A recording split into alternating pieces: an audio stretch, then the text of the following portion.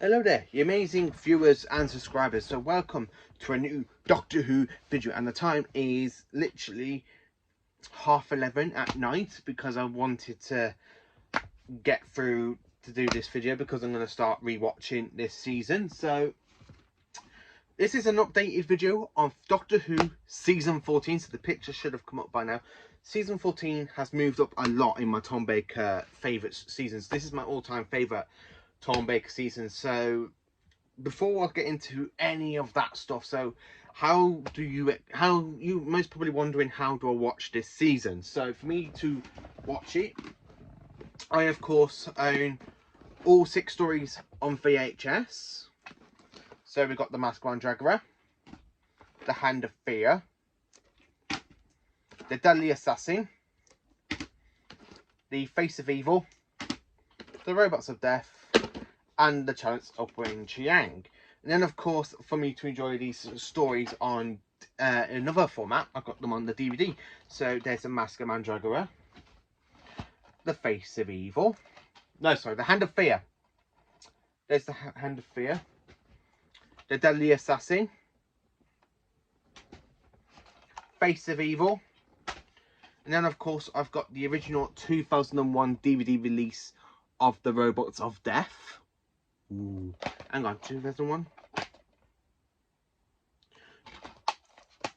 Yeah, 2001 DVD release. Well, I think it was 2000, around about that time, early the 2000s. The special edition of Robots of Death, which is really, really good. This is my all-time favourite story from this season. Wow, it's my second favourite story of the season. And then, of course, the original release of the Talents of Wing Chiang on the original DVD release. And, of course, the special edition DVD release. So,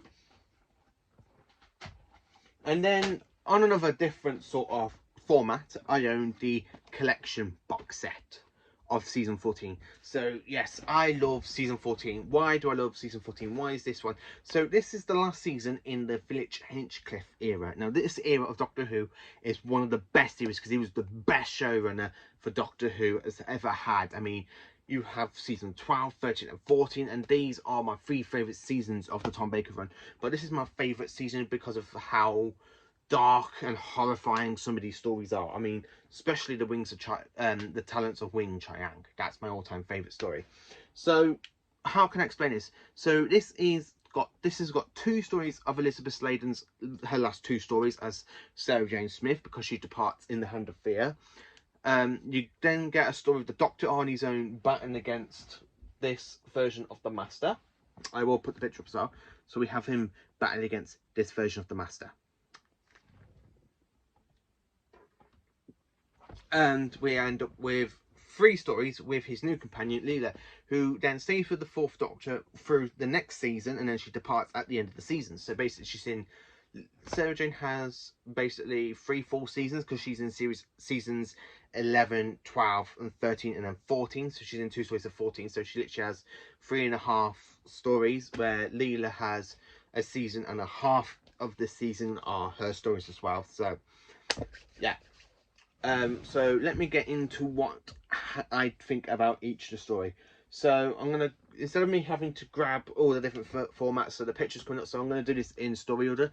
So the first story is the Mask of Mandragora. So I do like the whole effect of the Mandragora helix because that's a really good way, and the way the TARDIS is literally spinning. And this is the very first time we see the Doctor's secondary console room, which the picture should come up now, because I do love the console room. As you can tell on my wall, sorry if I'm quickly, I've got 2 season 14 posters. I've got the Deadly Assassin and the Face, the Face of Evil. So I've got 2 season 14 posters there because I just love Tom Baker's run. Anyway, as I was saying, when they go to Italy, they accidentally find out they bought the Mandragora helix.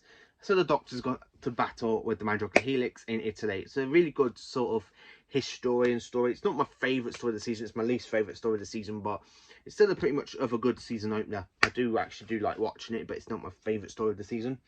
So then the following story is called The Hand of Fear. Now this one is where we actually end up seeing the all-known powerful alien known as Android Aldrad must live. So yeah, you end up with a fantastic sort of plot with Aldrad, where You see him blown up, his hand survives, and Sarah Jane finds it in the quarry where the Doctor TARDIS materializes and they blow up. And then you've got the whole bit of it being like in a radiation room where the hand regrows into this woman of Eldrad, and then when she like fully gets back to the home planet, and then Eldrad becomes a man, really. So that's a bit of a good twist. And then when the Fourth Doctor takes his scarf off, and then Eldrad traces after him, and he trip him, and he falls down a Cameron, and then the Fourth Doctor receives a message from Gallifrey, and he has that really good goodbye scene with Sarah Jane, and he goes, "Don't forget me," or "Don't you forget me." I do love that bit. It's a good departure story for Sarah Jane, but she does appear in New Who, so it's not really the end for her story, but it's still very much a good end to Classic Who in her run. And then we go to this is the first time on a Doctor Who's episode we go to the home planet of the Time Lords, aka Gallifrey. So we have the High Court Council of Time Lords, the Fourth Doctor witnesses the assassination of the Lord President back at this point. He's travelling the TARDIS, he sees a bit of the future, and then he literally sees him holding the gun. He's like, no, and then someone else shoots the president, which we find out later on. Then you're inside the Matrix, the Time Lord Matrix, between the Doctor and Chancellor Gough. The whole battle scene's just absolutely amazing in the Matrix. I do like the Matrix design. And then when the Fourth Doctor tries to stop the Master from opening the Eye of Harmony, so the Master thinks he can renew himself, but he actually can't. He's literally destroying Gallifrey in the process. So that's pretty good. I do like that one as well.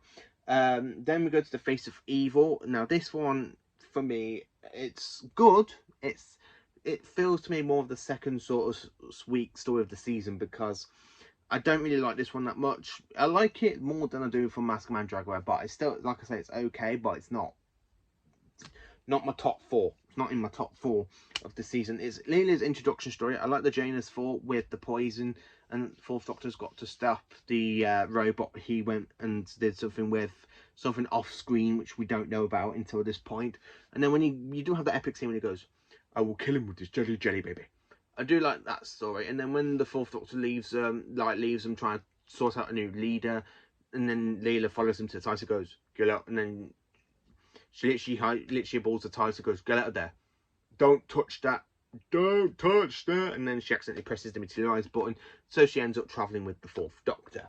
Now, going into my second favorite story of the season is the fantastic, amazing Robots of Death. This is a fantastic sort of horror murder mystery. So somebody is going around killing these crew members on this little mining ship. And then later on in the plot, we find out it's the robots. And then one of the people you think is okay, he actually turns out to be the android's controller sort of thing. So when Leela puts the gas on, his voice kind of shrinks, and it's like a mouse in a cupboard. So for Leela, the Doctor describes, but he ends up being killed by his own robots. We have a good robot in this named B38 or 84, something like that, in between those two, and he's really good. And then when you see that half destroyed robot, that's pretty good as well. I do like that one. And then the last of the season is my all-time favorite story of this season, which is why this season is my all-time favorite Tom Baker, and it is the Talents of Wing Chiang. So we go to Victorian London. You've got people being murdered. You have this weird sort of alien pig thing inside named Mr. Sin. We have the villain is actually a fugitive from the 51st century. So if you watch New Who and you know Captain Jack Harkness, you know it's from the same time agency, sort of. So as he's trying to absorb the life energy of these people, he ends up trying to renew himself, but he is then defeated by the Doctor and Leela. And then at the end of the story, the Doctor and Leela end up leaving, going into the next season. So that's just a little bit in dabs of what I know from the episodes. So for ranking these episodes, in 6th place is The Mask of Mandragora. That is it. 5th place, I've put The Face of Evil. 4th place, The Hand of Fear. 3rd place, The Deadly Assassin. Yes, I've kind of put The Deadly Assassin above The Hand of Fear, because I absolutely love that story. I really do like it. It was the first time I actually see the Doctor battle the Master epic story, to be honest with you. It's the first one I actually ever seen, and before I went back and watched Roger Delgado's run, and then watched Anthony Ainley. So it was the very first one I ever watched, so it has made a big impact on me through the rest of my life. The Robots of Death is in second place because that one's a fantastic murder mystery. I do like when Doctor Who does a kind of Agatha Christie twist. And then in first place is The Talents of Wing Chiang. So this is my review on season 14. How do I think of it? Season 14 is my all-time favourite season for the Tom Baker run. I like some of the horror stuff that you get with Leela, like Robots of Death and The Talents of Wing Chang. They are the really two good gems in the story. The Deadly Assassin is another good Time Lord sort of story with the Doctor and the Master on Gallifrey. And it's for the first time we actually see Gallifrey, you're inside Gallifrey. The other two stories, which is the Face of Evil, the Mask of Mandragora and the Hand of Fear, they're pretty much okay, but I don't really think, well, the Mask of Mandragora isn't the best story, but it's still okay. It's a really good Finch Hinchcliffe story in this season, and they're all really, really good, to be honest with you. It's just how I rank them and stuff and what I personally think of them. So let me know in the comments what you think of season 14. What's your favourite story of this season? Which is your least? What's your not least? You know, what ones are your favourites? Because my favourite is definitely The Talents of Wing Chiang. Let me know in the comments what you think of this fantastic season. So thank you for watching this video. Please do like, subscribe and share to my channel, and join me for tomorrow for another video. Thank you for watching.